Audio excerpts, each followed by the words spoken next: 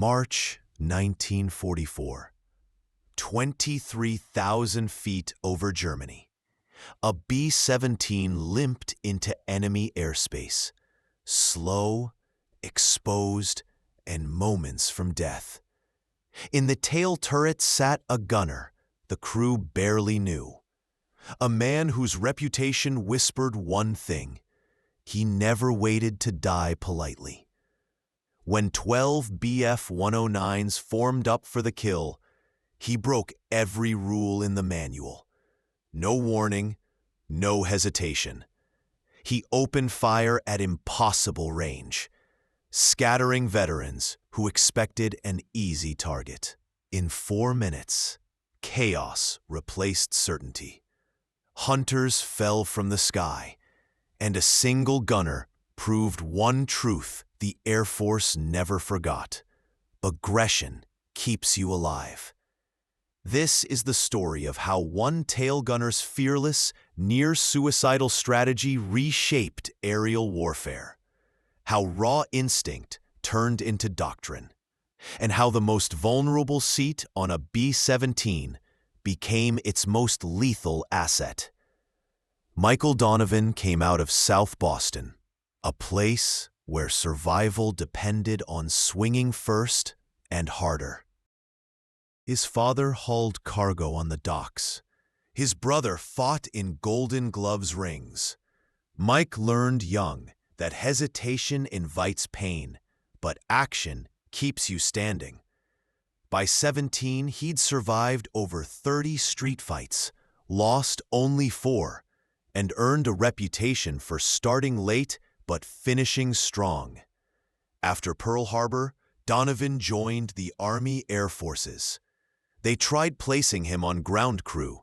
He refused every assignment, except gunnery school. Instructors warned him he was too aggressive, too bold, too willing to risk exposure under enemy fire. Donovan answered with a line that became folklore among trainees: "Dead gunners don't shoot, the living ones do." He finished 3rd in his class, not because he was the most accurate, but because no one matched his speed. Donovan could lock onto a target faster than anyone they had ever trained. His method was brutally simple. He never waited for enemy fighters to drift into his kill zone. He went after them before they even reached it. In March 1944, Donovan was reassigned to the 390th Bombardment Group in Framlingham, England. The B-17 he joined, Hell's Fury, already carried a dark reputation. 3 missions flown, 2 nearly ending in disaster under German fighter attacks. The previous tail gunner, Sergeant Eddie Morrison, survived, but immediately requested a transfer. He told the crew chief, "That position's cursed. Next man won't make it." Donovan stepped forward without hesitation. Captain James Whitmore, the pilot, called him in. "You know the numbers?" he asked. "Tail gunners take the highest losses. 38% never finish their tour." Donovan shrugged. "Then I've got 62% in my favor. I'll take it. Because I don't wait to get shot. I shoot first." Whitmore stared at him for a long moment, then smirked. "You're crazy. Perfect. You'll fit right in." Donovan's first mission came on March 2nd, 1944, targeting a ball bearing plant in Schweinfurt. He downed 1 Bf-109 and crippled 2 more. But that wasn't what stunned the crew. It was his approach. Standard tail gunners fought defensively. Standard procedure dictated that tail gunners wait for enemy fighters to commit. Fire only when targets entered effective range, conserve ammunition, and protect the aircraft at all costs. Donovan ignored every rule. He unleashed bursts at fighters still forming up, forcing them to break formation prematurely, even if it meant wasting rounds at extreme distance. His calculation was ruthless but simple. One burst at 800 yards cost 20 rounds, but forcing a single fighter off attack saved 10,000 pounds of plane and 9 lives. The math was undeniable. On his second mission, March 4th, targeting another factory, Donovan experimented further. One burst, one explosion. The lead fighter, suddenly alone, veered off immediately. The entire attack crumbled. Back on the ground, Crew Chief Sergeant Frank Murphy tallied the ammunition used, astonished. "You burned through 1,600 rounds," Murphy said, incredulous. "Standard load is 2,000, 80% of your ammo on one mission." "And we didn't take a scratch," Donovan replied with a grin. "I'll take that trade every time." Yet Donovan wasn't satisfied. He'd disrupted enemy attacks, scattered their formations, but he knew he could do more. That night, in the barracks, he pored over German fighter tactics, how they approached, how they positioned, and what they expected. The Luftwaffe struck in coordinated waves, 4 to 6 fighters in echelon formation, attacking from stern quarter high, with the lead drawing the defensive fire. The wingman always exploited the gunner's attention on the lead attacker. The American response was predictable. Track the primary threat, wait for confirmed hits, conserve ammunition for the next wave. Donovan recognized the fatal flaw. U.S. gunners reacted while German pilots dictated every engagement. The attacker controlled the timing, the angle, the rhythm of the fight. Donovan wondered, what if you flipped the script? What if you struck first? What if the enemy was forced to respond to you? March 6, 1944. Pre-mission briefing. Target: the aircraft manufacturing plant at Augsburg. 800 B-17s were scheduled to fly. Intelligence warned that more than 2,500 German fighters would rise to meet them. Heavy losses were expected.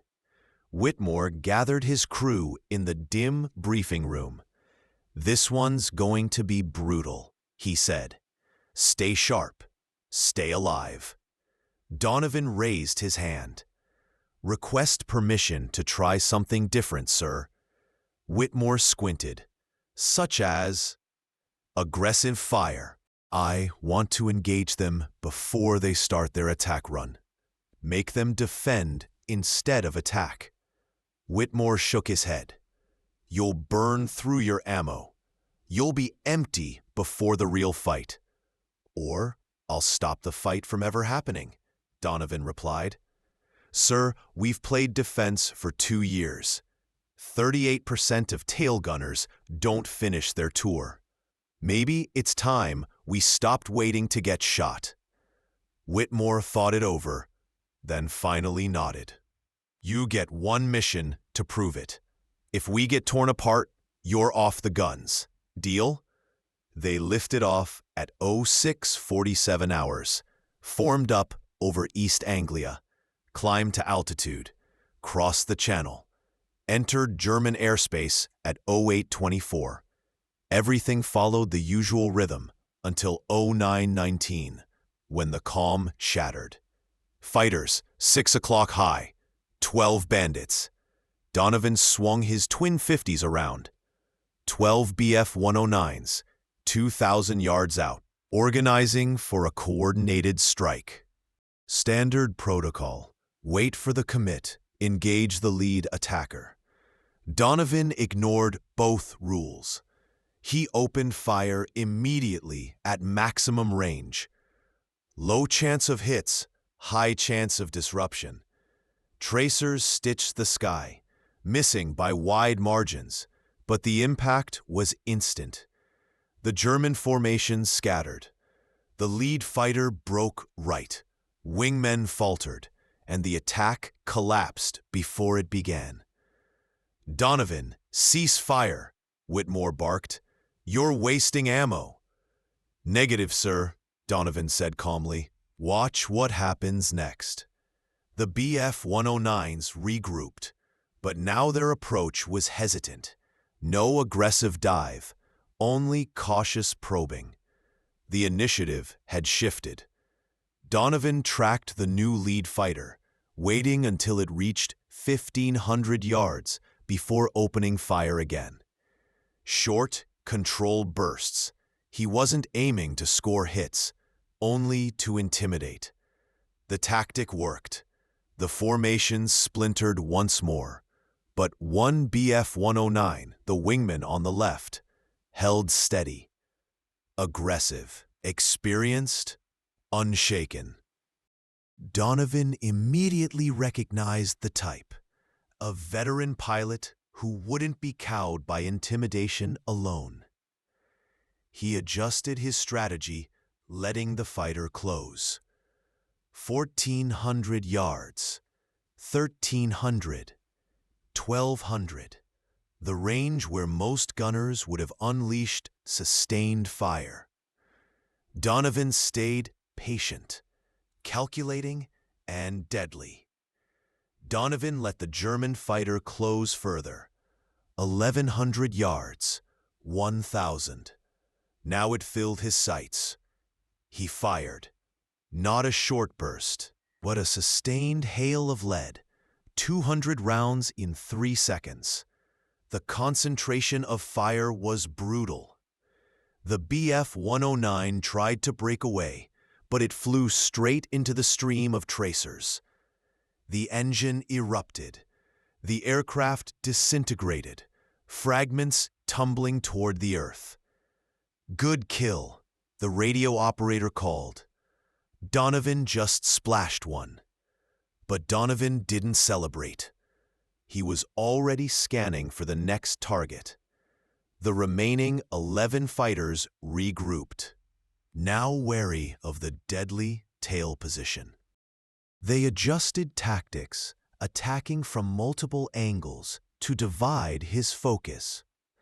Donovan anticipated it. When they split into 2 waves, 6 from 6 o'clock, 5 from 7, he didn't try to engage both. Every ounce of firepower went to the 6 o'clock group. "Waist gunners, you've got 7 o'clock," Donovan called. "I'm holding 6. Sergeants Tommy Price and Carl Johnson immediately opened fire on the 7 o'clock threat, perfectly synchronized. Donovan focused on his sector. 6 fighters dove toward the bomber. He picked the lead aircraft and opened fire. Direct hit. The fighter erupted in flames. The remaining 5 wavered, breaking formation for a fleeting moment. Donovan immediately shifted to the new lead, firing again. Another hit, another fiery explosion. In 30 seconds, 3 BF-109s plummeted earthward. The remaining 9 didn't regroup for another attack. They fled entirely, routed by a single tail gunner. The formation pressed on. Donovan reloaded, checked his ammunition. He'd used 1,200 rounds, leaving 800, enough for 1 more sustained engagement or 2 rapid bursts. 15 minutes later, the Germans returned. 18 fighters this time, a full staffel. They'd witnessed the destruction of the first wave and came prepared. Multiple vectors. 6 o'clock, 7, 5, 4. Overwhelming fire from every stern quarter angle. Standard doctrine called for defensive fire. Cover all approaches, divide attention. Survive by evasive maneuvers and a measure of luck. Donovan chose aggression. He ignored the threats at 4 and 5 o'clock, leaving the waist and ball gunners to handle them. His full focus locked on the 6 o'clock direct stern attack. 6 BF-109s dove straight toward Hell's Fury's tail. Donovan didn't flinch. He didn't attempt evasive maneuvers. He tracked the lead fighter, guns aligned, and opened fire at 200 yards, the maximum effective range for his twin 5.50s. Closing speed between bomber and fighter, 400 knots. That left him precisely 7 seconds before the German reached firing position. Donovan used every single second. He drove tracers directly into the lead BF-109's flight path. The fighter couldn't evade without breaking formation. The pilot held steady.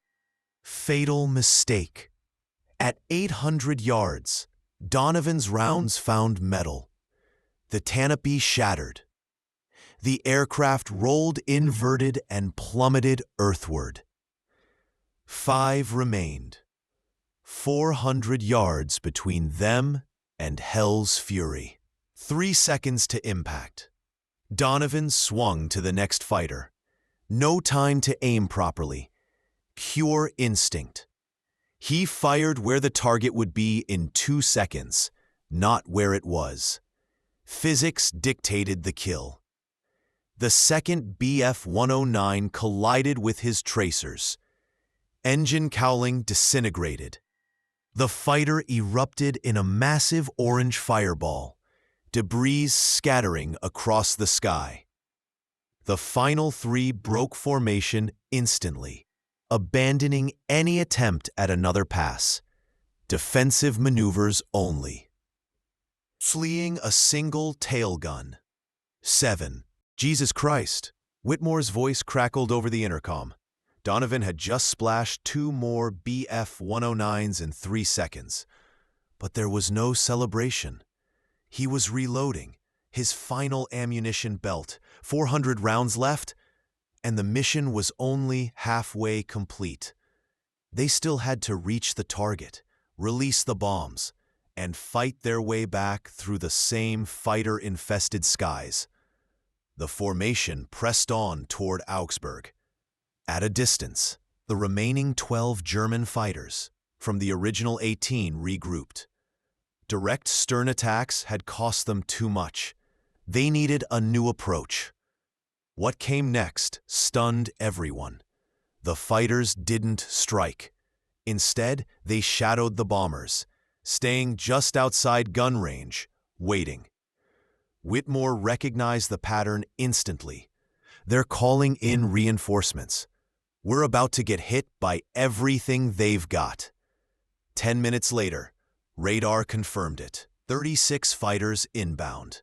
A full staffel of BF-109s and FW-190s. Combined with the 12 already shadowing, Hell's Fury faced 48 enemy aircraft against a single B-17's defensive guns.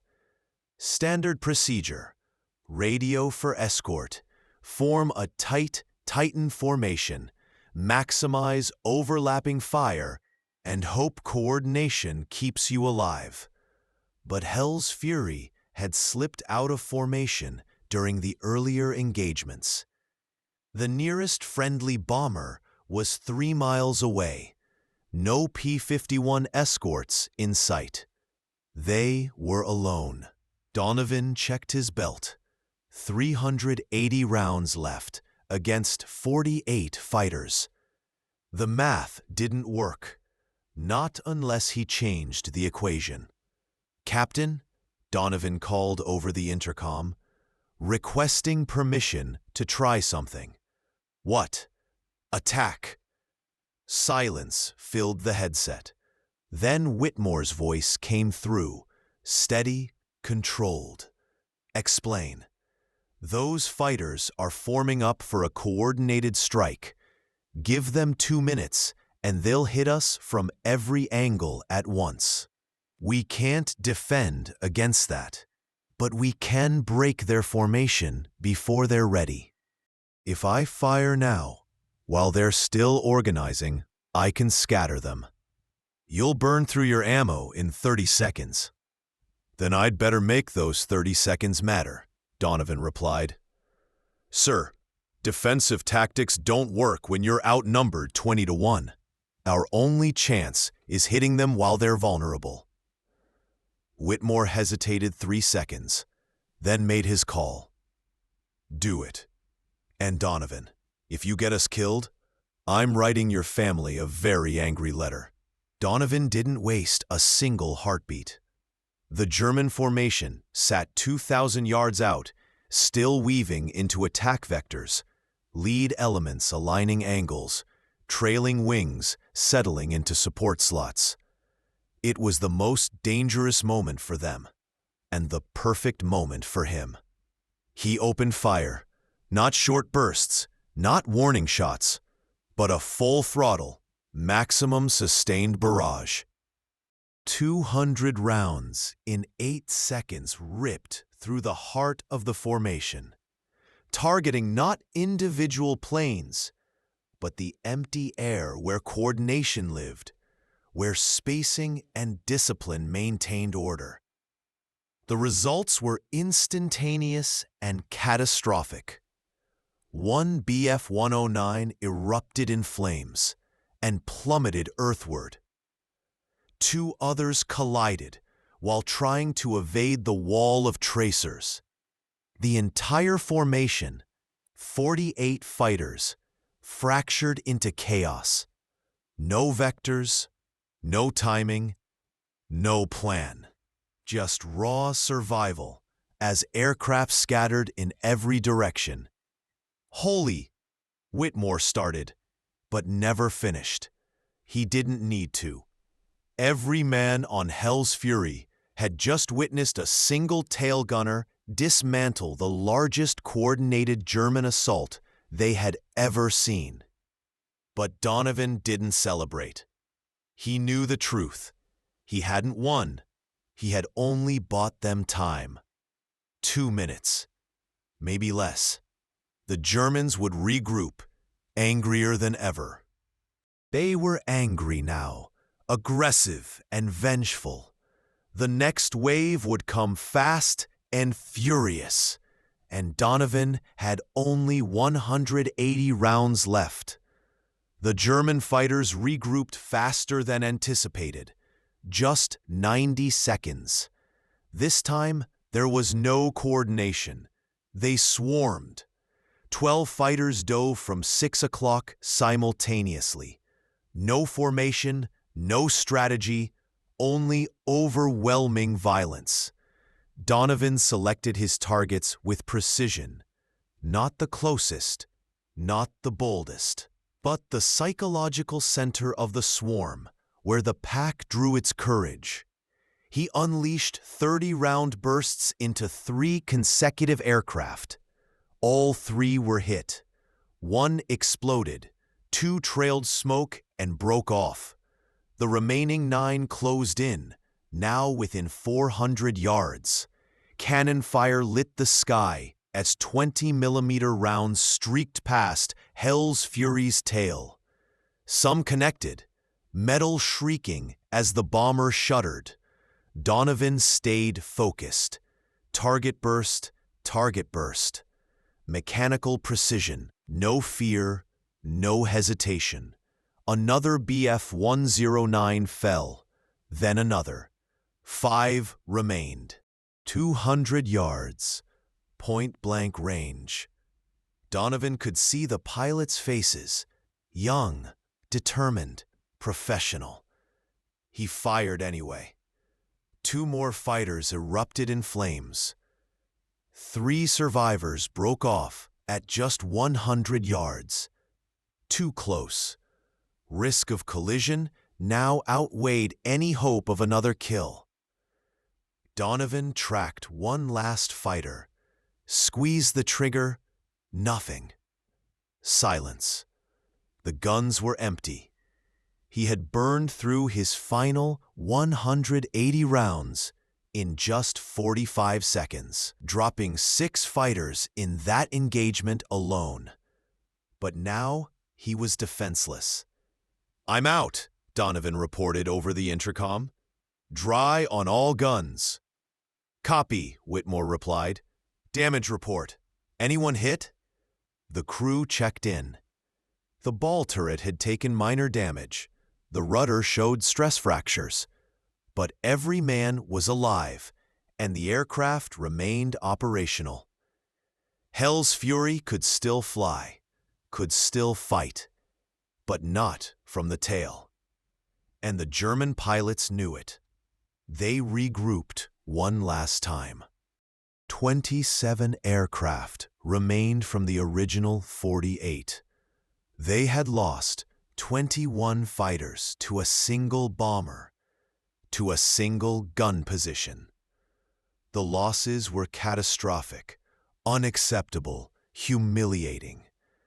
But now they held one undeniable advantage. The tail guns were silent. They attacked from straight astern, 6 o'clock low, the one approach Donovan could no longer defend. Tight formation, slow, deliberate, no wasted movement. This wasn't an attack anymore. This was an execution. Donovan watched them close in. 400 yards, 300, 200. No ammunition, no way to strike. But he had one weapon left: psychology. He traversed his twin 50s across the lead fighter, tracking perfectly, maintaining flawless targeting discipline, as if his guns were loaded, as if he could fire at any second. The German pilot saw the barrels aligned, saw the deadly precision. Instinct kicked in. Hard right turn. The leader broke formation. The rest of the squadron followed, reacting to their calm. They abandoned the attack pattern, not because Donovan could fire, but because they believed he could. His reputation, forged by the 6 kills minutes before, transformed empty guns into lethal instruments. "They're actually breaking off," the ball turret gunner muttered, relief in his voice. And they were. The formation scattered, never regrouping. 21 fighters lost to a single bomber. The cost too high. The Germans disengaged completely, retreating toward their bases.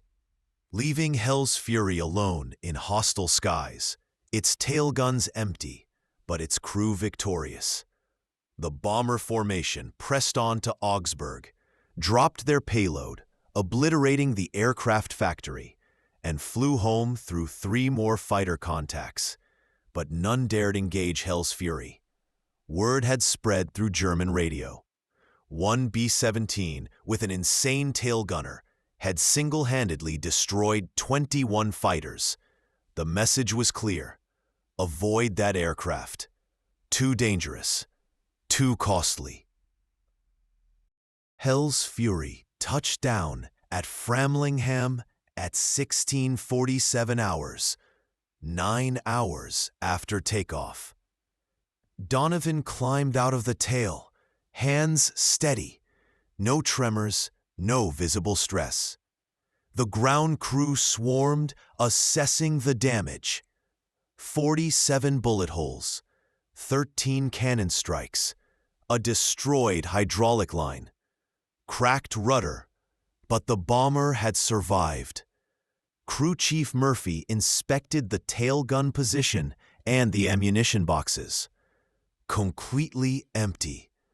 Every round had been fired. He found Donovan sitting on the tarmac, smoking a cigarette. "You used everything?"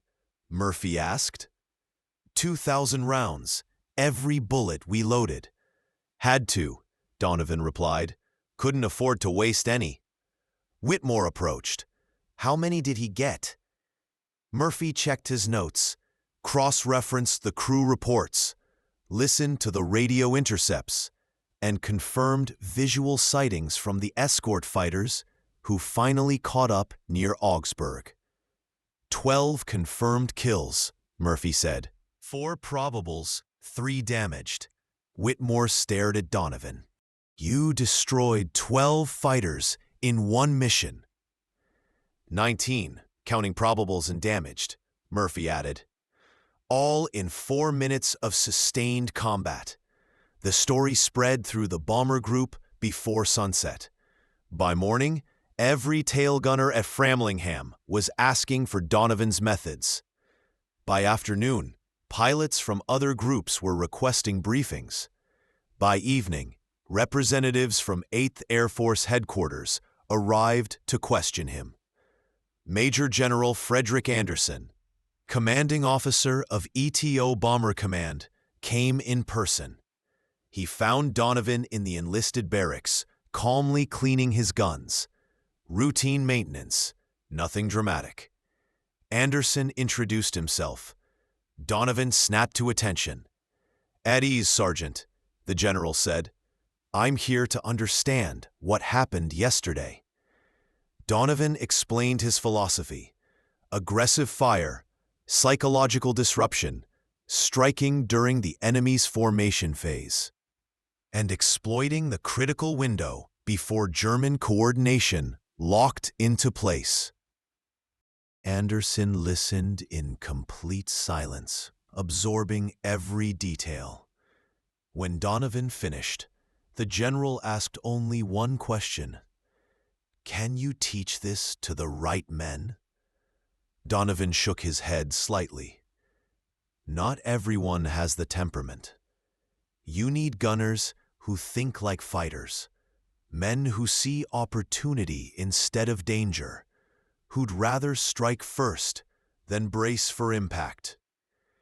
Anderson didn't hesitate. Then find them. I'm authorizing a dedicated training program.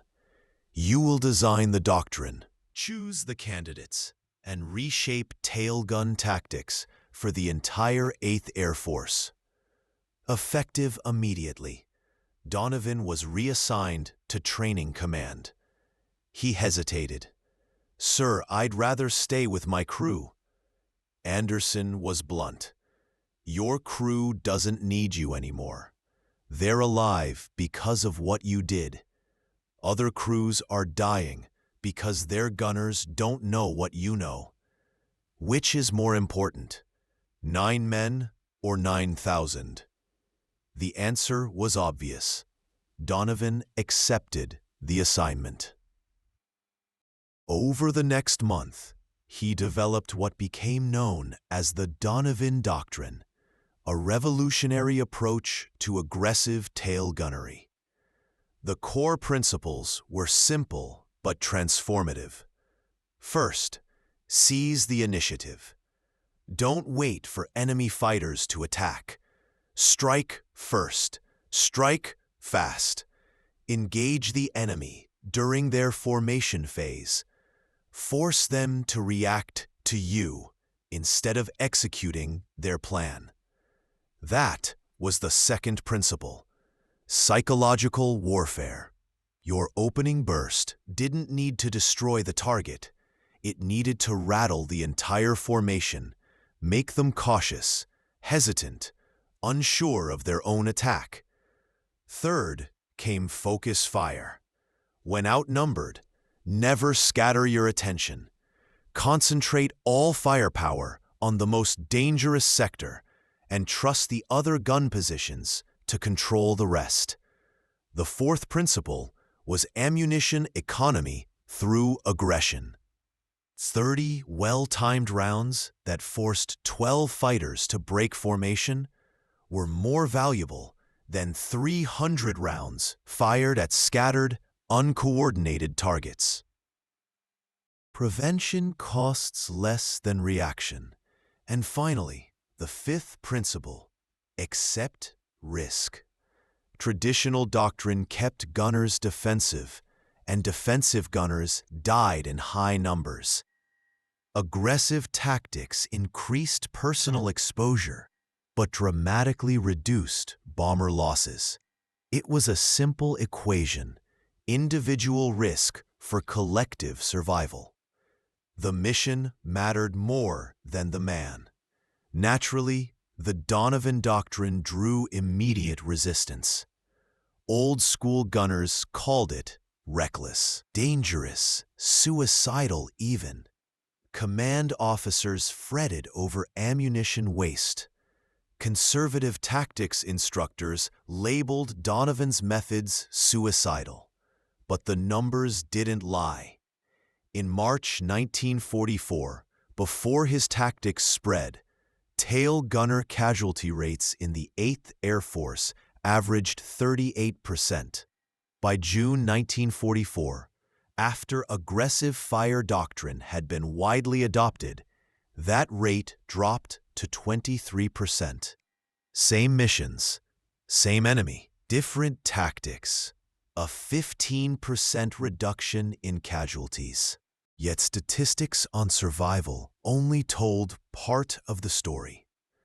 The real impact appeared in fighter engagement data, where aggressive gunners were not just surviving, they were dominating, forcing enemy aircraft to break off attacks, scatter, and abandon coordinated assault altogether.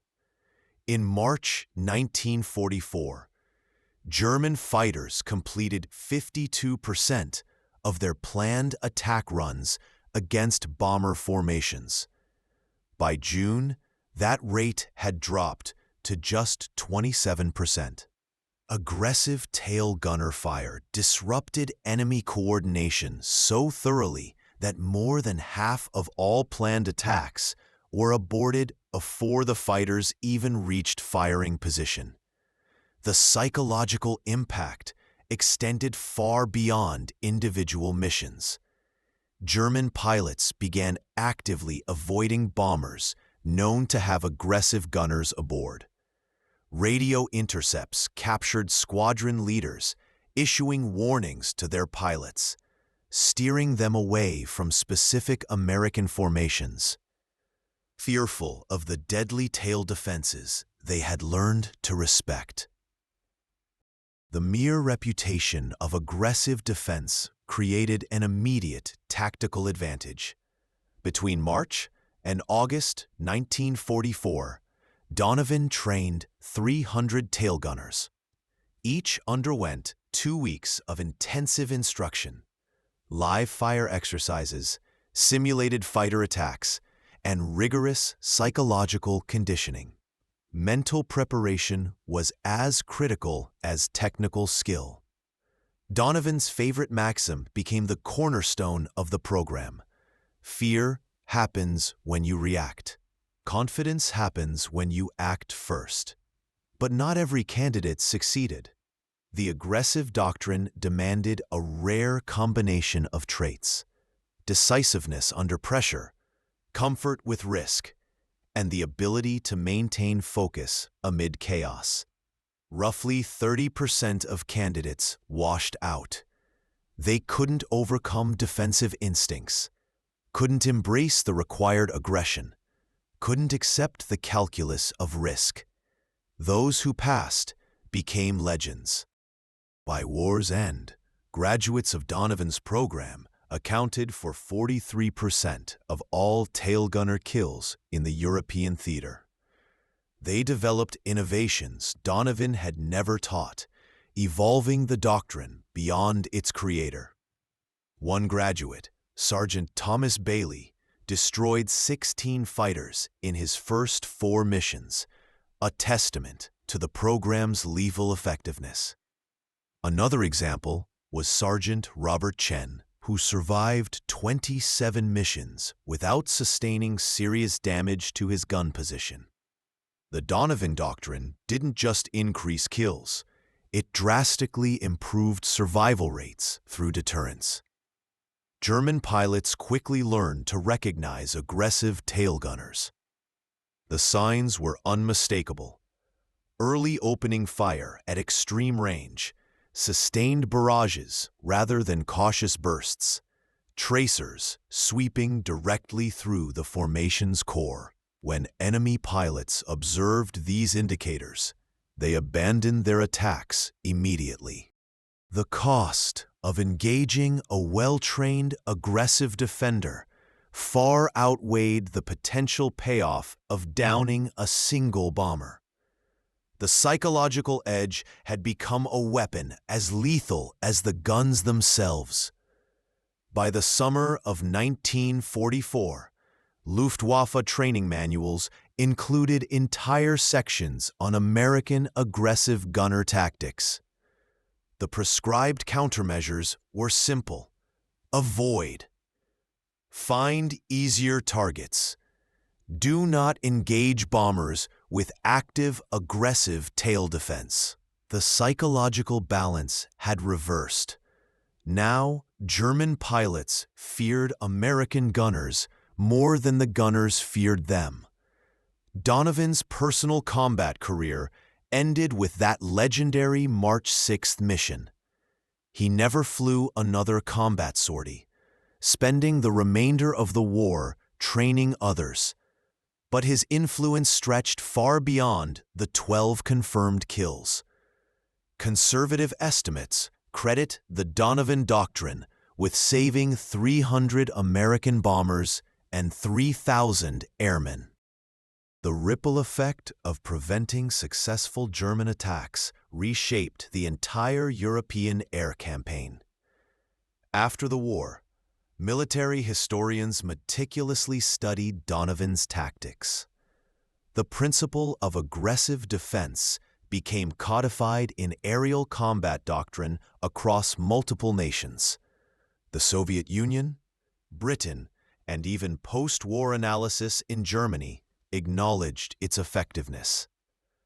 The concept spread beyond bombers, influencing fighter escorts, ground attack aircraft, and naval aviation alike. Wherever defensive positions existed, Donovan's principles applied. Yet Donovan himself returned to Boston, took up construction work, and rarely spoke of the war. When journalists tracked him down in the 1960s, he declined interviews. "I did what needed doing," he said. So did 300 other gunners. They're the real story. One of those gunners, Sergeant Thomas Bailey, disagreed. In a 1972 interview, he described Donovan's impact. Before him, survival meant hiding, staying small, conserving ammunition.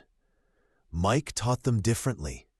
Survival meant making the enemy afraid to attack you. It sounded simple, but it changed everything. The numbers proved his point. The 8th Air Force conducted a detailed analysis in 1945, comparing bomber losses before and after the adoption of aggressive gunnery. From March through May 1944, average losses were 14 bombers per 1,000 sorties. By June through August, losses dropped to 8 per 1,000, a 43% reduction. Same targets, same German defenses. The difference was clear. Gunners who shot first, captured German records, revealed the enemy perspective. Luftwaffe after-action reports from the summer of 1944 repeatedly noted the aggression of American tail gunners. One report from June stated, "American tail gunners have adopted new tactics. They engage formations during the approach phase with sustained fire." The effect is a psychological disruption of attack coordination. Recommendation: avoid direct stern approaches. Utilize high-angle diving attacks from 11 o'clock or 1 o'clock positions. Implementing that recommendation proved difficult. High-angle dives demanded different training. new coordination, and a recalculation of risk. Many German pilots failed to adapt. Those who tried faced aggressive American tail gunners employing similar tactics. By August 1944, the Donovan Doctrine had spread to every defensive position on U.S. bombers. German fighter effectiveness against American formations had dropped 63% compared to January 1944. A testament to the compounded impact of aggressive gunnery, psychological deterrence, and tactical innovation. Better fighter escorts, improved bomber formation tactics, and strategic targeting of German oil production all contributed to Allied air superiority. But internal Luftwaffe analysis attributed 28% of the decline specifically to American aggressive gunner tactics. Donovan never knew these numbers, never saw the German reports, and never fully grasped the extent of his impact. He passed away in 1998 at age 76. His Boston Globe obituary highlighted 16 years of dedicated work in construction, his wife Margaret, and their 3 children.